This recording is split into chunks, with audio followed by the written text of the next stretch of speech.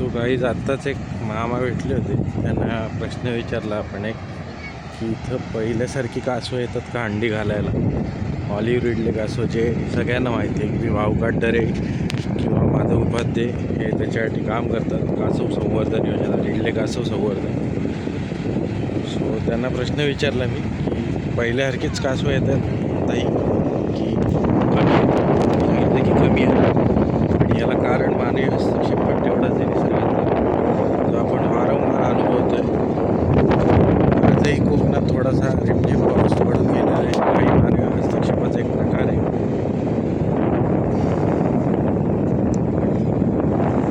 समुद्रातला आता ओढीचा प्रकार चालू आहे, हा अजून भरती झालेली नाही आहे. सो त्यामुळे भरपूर पाणी आत गेलेलं आहे, आणि इकडे ह्या साईडला पण बघू शकता खूप समुद्र किनारा मोकळा पडला आहे.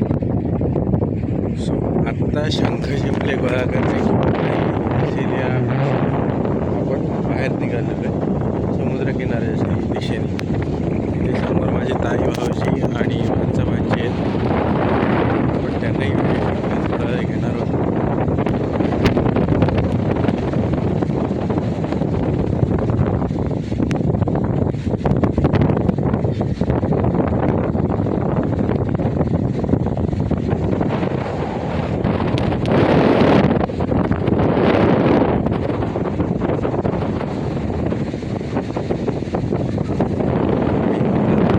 मध्ये काही नवीन याचा शोध लावला.